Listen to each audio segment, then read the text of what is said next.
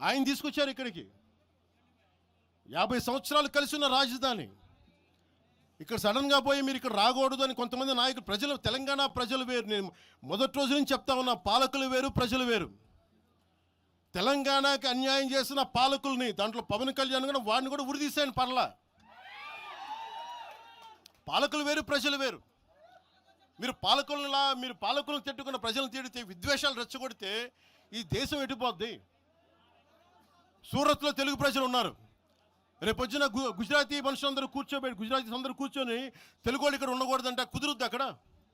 నాందేడ్లో ఉన్న తెలుగు వాళ్ళు, షోలాపూర్లో ఉన్న మన తెలంగాణ తెలుగు వాళ్ళు అందరూ కూర్చోబెట్టి మా మహారాష్ట్రీయులు తిరగబెడితే ఏమవుద్ది? దేశం నిలబడద్దా? దేశం ఒకటిగా ఉంటుందా? ఎంతకాలం తిడతారు? ఎంతకాలం?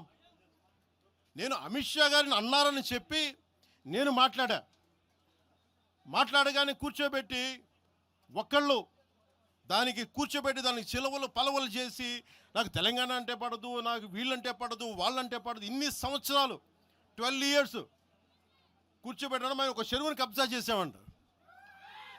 నాకేం పర్లేదా? నిజంగా మీరన్నట్టుగా కబ్జా చేస్తే ఇల్లు తగలబెట్టారా? నాది వచ్చి మీరు ఉంచుతారా నన్ను? ఒక్కొక్కళ్ళు కూర్చోబెట్టి 111 జీవోలు ఏమేం చేశారు అటు చూసిపోండి, అటు చూడండి. నిజంగా ఈ రోజున తెలంగాణ రాష్ట్ర ముఖ్యమంత్రి గారికి చెప్తున్నా, రేవంత్ రెడ్డి గారికి చెప్తున్నా, ఆయనంటే నాకు ఇష్టం, ఆయనంటే గౌరవం నాకు. కానీ వారికే నేను చెప్తా ఉన్నా, తెలంగాణ ప్రభుత్వానికే చెప్తున్నా, పవన్ కళ్యాణ్ గనుక ఆ చెరువుని, మీరు ఒక చెరువును ఆక్యుపై చేసుకున్నాడంటే సంతోషంగా చెప్తున్నా, ఈ రోజున తెలంగాణ ప్రభుత్వానికి రాసి ఇచ్చేస్తున్నారు. అలాగే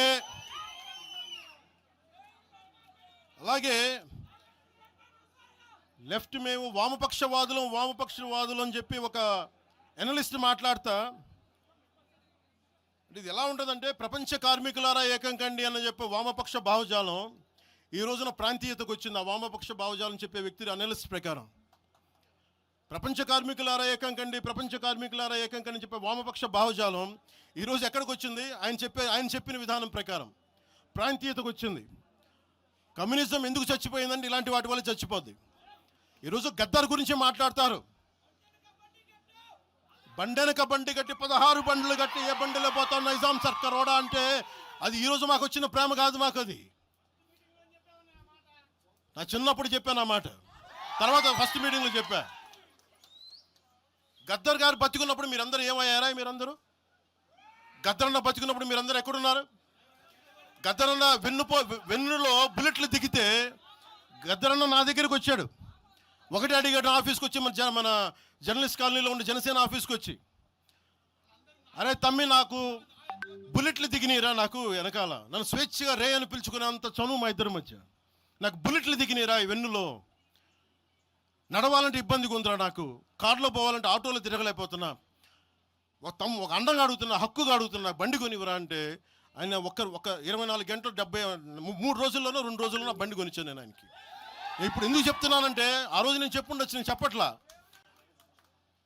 మీకేం తెలుసు గద్దర్ గారి గురించి? మీకేం తెలుసు? మీరేం మాట్లాడతారు గద్దర్ గారి గురించి? బతికున్నప్పుడు ఆయనకి ఏం చేశారు? మీరందరూ బతికున్నప్పుడు మీరేం చేశారు ఆయనకి? మీరు పర్మిషన్ ఇవి కూడా ఇవ్వాలా? మీరు ఒక్కళ్ళు మాట్లాడలా? ఏదైనా అవసరం వస్తే నా కాడకు వచ్చి ఆయన గద్దరన్న ఏంటి ఏమనుకుంటున్నారు మీరు? నేను పాలిటిక్స్లోకి వచ్చాక తెలుసు అనుకుంటున్నారా గద్దరన్న? మీరందరూ చూసిన ఖుషీ సినిమా చూసిన తర్వాత చిరంజీవి గారు ఫోన్ చేశారు నాకు, అరే గద్దర్ గారు ఫోన్ చేస్తున్నారా నీకోసం, ఒకసారి నేను కలవాలంటాను. ఆయన ఒకటే మాట అన్నారు చూసి, అరే మా పోరలు చూపించిన బాబు నీ సినిమా పాట, దాంట్లో నువ్వు తాకట్లో భారతదేశాన్ని తాకట్లో పెట్టే విజువల్ పెట్టావంట, నువ్వు మాకు అర్థమవుతుందో, మా భావాలను అర్థం చేసుకునేవాడు అని చెప్పి, తరిమేల నాగిరెడ్డి గారి తాకట్లో భారతదేశాన్ని ఆ భావన నువ్వు పెట్టావంటే మాకు అర్థమవుతోందని నేను చెప్పాను. నాకు లెఫ్ట్ వింగో రైట్ వింగో తెలియదన్నా, నాది హ్యూమనిజం అవుతున్నా, మీకు తోస్తున్న సంతోషం అన్నా అని చెప్పి. ఆ రోజు నుంచి ఆయన చనిపోయేదాకా, ఆయన అంతిమ ఘడియల వరకు ఆయన హాస్పిటల్లో ఉంటే వెళ్ళి కూర్చొని, అన్నా మీకు ఏం కావాలో చెప్పండి అంటే, ఏం వద్దురా తమ్మి, తెలంగాణ యువతకి కానీ ఆంధ్ర యువతకి కానీ భారతదేశంలో యువతకి భవిష్యత్తు వాళ్ళదని చెప్పు. ఆయన నాకు రాసిస్తే, ఆయన నాకు ఒక లెటర్ రాసిస్తే నేను అది కూడా బయట పెట్టలా. ఆయనే ఒక ఆడియో ఫైల్ చేసి, నేను దాన్ని కూడా కూర్చొని చెప్పలా, ఆడియో ఫైల్ చేసి ఆయన ఒక చిన్న ఛానల్కి రిలీజ్ చేసి అది బయటకు వచ్చింది. మీరు కూర్చోబెట్టి తెలంగాణ గురించి అని మాట్లాడతారు. నేను నిజం మద్రాసుతో కలిసి ఉండినటువంటి ఆనాటి ఆంధ్ర, మద్రాసు ఆంధ్ర ప్రాంతం కలిసి ఉండినటువంటి ఆనాటి రాష్ట్రం మద్రాసు రాష్ట్రం.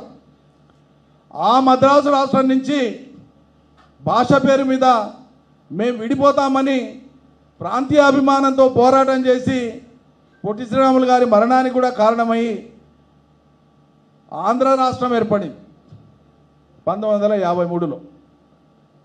1953లో ఏర్పడినటువంటి ఆంధ్ర రాష్ట్రపు పునాదే ప్రాంతీయవాదం. ఆ ప్రాంతీయవాదమే నిజంగా ఉగ్రవాదం అయితే మీరే ఉగ్రవాదులు తప్ప మంది కాదు. మా తెలంగాణ వాదము ముమ్మాటికి ఇదొక జాతీయవాదం, నిజమైన జాతీయవాదం తెలంగాణ వాదం. ఎందుకు తెలంగాణ 1948 వరకు భారతదేశంలో ఒక సర్వస్వతంత్ర సంస్థానంగా ఉన్నది, సర్వస్వతంత్ర రాజ్యంగా ఉన్నది, సర్వస్వతంత్రమైనటువంటి సైన్యాన్ని కలిగి ఉంది, సర్వస్వతంత్రమైనటువంటి ఒక నాణ్యాన్ని కలిగి ఉంది, ఒక కరెన్సీని కలిగి ఉంది, 100కు పైగా దేశాలలో రాయబారులు కలిగి ఉంది. ఢిల్లీలో హైదరాబాద్ హౌస్ అనేటువంటి ఒక భవనాన్ని కలిగి ఉంది, రాచరికాన్ని రాజులు పోయాడ విడిది చేయడం కోసం.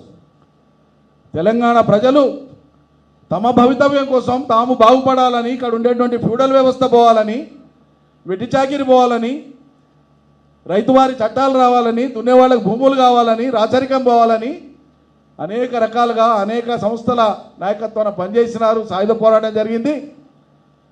అంతిమంగా ఈ ప్రాంతం సంస్థానం కూడా మాకు దేశంలో విలీనం కావాలని, భారతదేశ విలీనం కోసం, జాతీయత కోసం పాటుపడినట్టు సమాజం తెలంగాణ సమాజం రా వెధవా.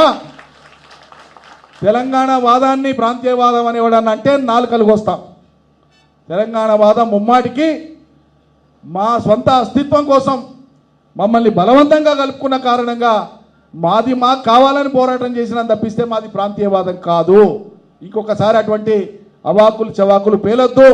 చరిత్ర మీద అవగాహనతో మాట్లాడి చరిత్ర తెలుసుకోండి. మాకు ఏ ప్రాంత ప్రజల పట్ల విద్వేషం లేదు, వ్యతిరేకత లేదు. సంబంధ బాంధవ్యాలు ఉన్నాయి, రాకపోకలు ఉన్నాయి, సాంస్కృతిక సమ్మిళితం ఉంది. అన్ని రకాల భావోద్వేగాల్లో భాగస్వాములమే. మీలాంటి కొంతమంది అవగాహన లేనటువంటి వాళ్ళు, కేవలం రాజ్యాకాంక్ష ఉన్నవాళ్ళు, కేవలం పదవులు కావాలనుకునేటువంటి వాళ్ళు ప్రజలను ఏమార్చి కొన్ని మాటలు మాట్లాడి ఈ రకంగా తెలంగాణను చిన్నబుచ్చేటువంటి విధంగా మాట్లాడితే రాబోయేటువంటి రోజులు చాలా తీవ్రంగా ఉంటాయి. ఇలా కాంగ్రెస్ సర్కారు ఏదో ప్రజలు కొన్ని కారణాల చేత అవకాశం ఇచ్చింది కదా అని ఇలా శత్రువులు మనల్ని ఎక్కిరిస్తుంటే, పరిహసిస్తుంటే, అవమానిస్తుంటే మౌనంగా చూసుకుంటున్నటువంటి రేవంత్ రెడ్డి మొదటి ద్రోహి అవుతాడు తెలంగాణ చరిత్రలో. కాంగ్రెస్ పార్టీ ద్రోహి అవుతుంది, రాసిపెట్టుకోండి. నిజంగా కాంగ్రెస్ను ప్రేమించేటువంటి వాళ్ళు మీరు మాట్లాడాలి. ఒక పొన్నం ప్రభాకర్ మాట్లాడేటట్లు మాట్లాడాలి.